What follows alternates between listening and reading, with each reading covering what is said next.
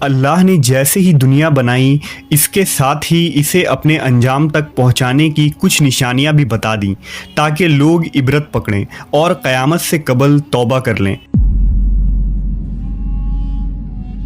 رسول اللہ صلی اللہ علیہ وسلم نے قیامت سے پہلے ہونے والی جو نشانیاں بتائی ہیں ان میں بہت سی پوری ہو چکی ہے، جبکہ کچھ بڑی پیشن گوئیاں ابھی ظہور پذیر نہیں ہوئی۔ ان پیشن گوئیوں میں ایک بڑی پیشن گوئی امام مہدی علیہ السلام کا ظہور ہے جو قیامت سے پہلے ہوگا۔ آخری نبی حضرت محمد صلی اللہ علیہ وسلم نے احادیث میں یہ خبر دی ہے کہ قیامت سے پہلے ایک زمانہ ایسا آئے گا کہ دنیا میں کفر پھیل جائے گا، زمین ظلم اور سرکشی سے بھر جائے گی، اسلام صرف مکہ اور مدینہ کی طرف سمٹ جائے گا۔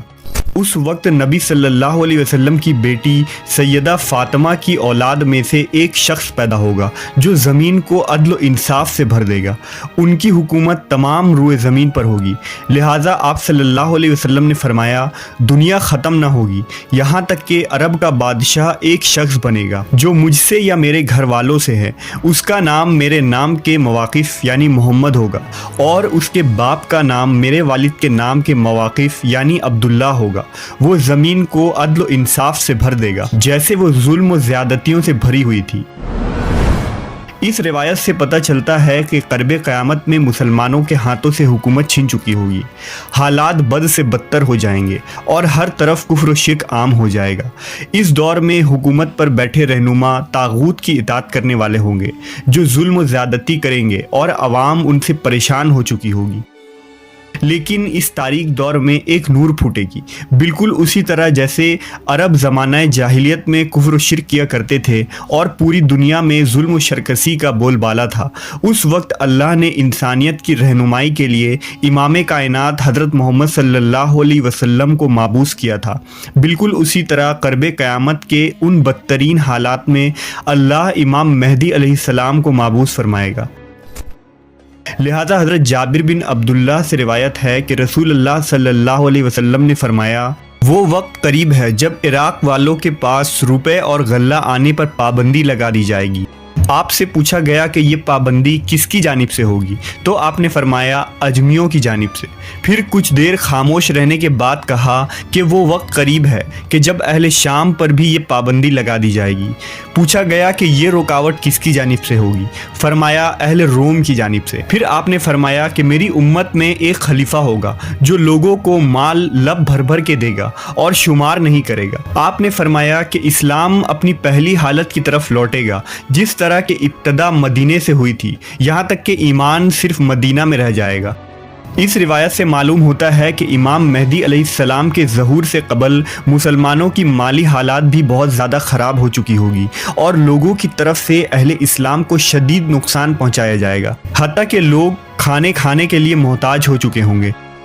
امام مہدی علیہ السلام کا ظہور کیسے ہوگا؟ اس کے متعلق مستدرک للحاکم کے اندر ایک روایت ملتی ہے کہ رسول اللہ صلی اللہ علیہ وسلم نے فرمایا ذی القعدہ کے مہینے میں قبائل کے درمیان میں کشمکش اور معاہدہ شکنی ہوگی، لہٰذا حاجیوں کو لوٹایا جائے گا اور مینا میں جنگ ہوگی، بہت زیادہ قتل و عام اور خون خرابہ ہوگا، یہاں تک کہ عقبہ جمرہ پر بھی خون بہہ رہا ہوگا۔ نوبت یہاں تک آئے گی کہ حرم والا یعنی امام مہدی علیہ السلام بھی وہاں سے چلے جائیں گے اور بھاگ کر وہ رکن اور مقام ابراہیم کے درمیان میں آئیں گے اور ان کے ہاتھ پر بیعت کی جائے گی، اگرچہ امام مہدی اس کو پسند نہیں کریں گے۔ بیعت کرنے والوں کی تعداد اہل بدر کے برابر ہوگی۔ ان بیعت کرنے والوں میں سے زمین و آسمان والے خوش ہو جائیں گے۔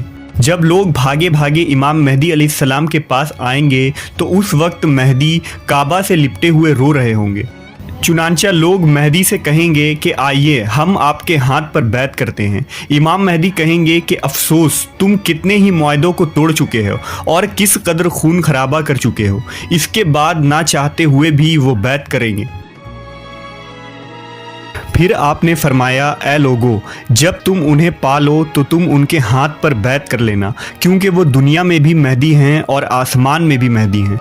लिहाजा इमाम ज़माना मेहदी अलैहिस्सलाम को लोग उन निशानियों से पहचान लेंगे और उनके हाथों पर बैत करेंगे। आप उम्मत के रहनुमा साबित होंगे।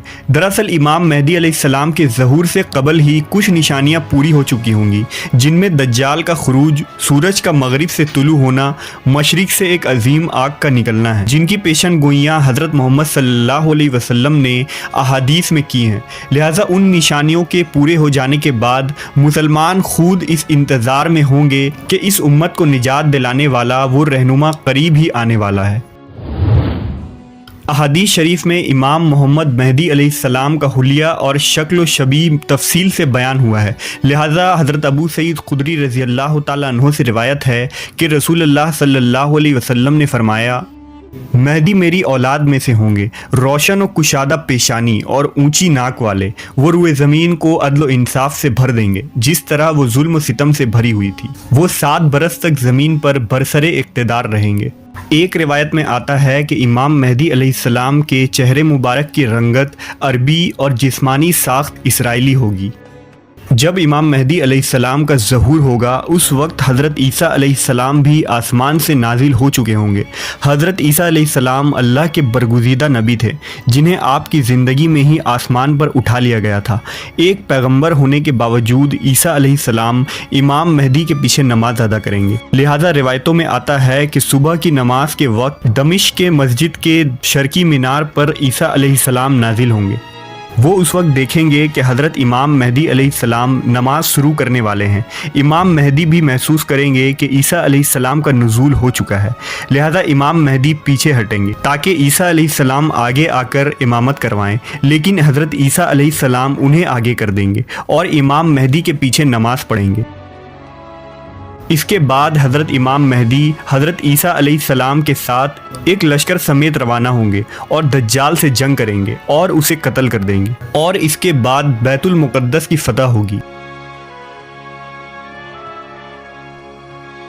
अहले तशी अक़ीदा के मुताबिक इमाम मेहदी अलैहिस्सलाम पैदा हो चुके हैं और आप इमाम हसन बिन अली अस्करी के बेटे हैं, जो इमाम अली और हज़रत फ़ातिमा की औलाद में से थे। नेज़ इमाम मेहदी अब गैबत में हैं और ज़िंदा हैं, यानी उनकी उम्र हज़रत खिज़्र और ईसा अलैहिस्सलाम की तरह बहुत लंबी है और वो क़यामत के नज़दीक ज़ाहिर होंगे।